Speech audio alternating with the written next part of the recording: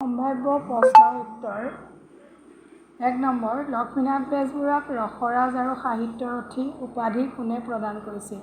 উত্তৰ: ১৯৩১ চনৰ ২৭-২৯ ডিচেম্বৰত শিৱসাগৰত অনুষ্ঠিত অসম সাহিত্য সভাৰ সভাপতি নগেন্দ্ৰ নাৰায়ণ চৌধুৰীয়ে আনুষ্ঠানিকভাৱে লক্ষ্মীনাথ বেজবৰুৱাক প্ৰদান কৰিছিল। ২ নম্বৰ প্ৰশ্ন, ৰঙা কৰবী ফুল গ্ৰন্থখন কোনে লিখা? উত্তৰ: হেম বৰুৱা। ৩ নম্বৰ প্ৰশ্ন, অসমীয়াৰ প্ৰথম ৰোমান্টিক কবিতা কি? উত্তৰ: চন্দ্ৰকুমাৰ আগৰৱালাৰ বনকুঁৱৰী।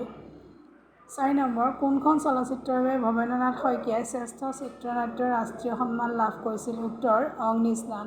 ৫ নম্বৰ, প্ৰথম সাহিত্যিক পেঞ্চন কোনে কিমান চনত লাভ কৰিছিল?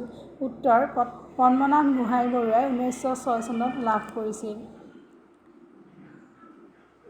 ৬ নম্বৰ প্ৰশ্ন, ক কি বৰ্ণৰ অন্তৰ্গত? উত্তৰ: তালব্য বৰ্ণৰ অন্তৰ্গত। ৭ নম্বৰ প্ৰশ্ন, তলত দিয়া কোনটো সন্ধি নিপাতনে হোৱা সন্ধি?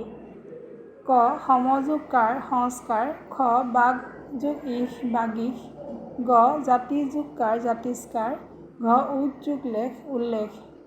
উত্তৰ: গ জাতি যোগ কাৰ জাতিস্কাৰ। ৮ নম্বৰ প্ৰশ্ন, দুৰ্বল জন্তুৰ গোটেই জাতিটোক বুজাবলৈ কি লিংগ ব্যৱহাৰ কৰা হয়? উত্তৰ: স্ত্ৰীলিংগ ব্যৱহাৰ কৰা হয়। ৯ নম্বৰ, ভাষাৰ এটা প্ৰণালী আছে সেইটো হ'ল? উত্তৰ: ধ্বনি প্ৰতীক প্ৰণালী।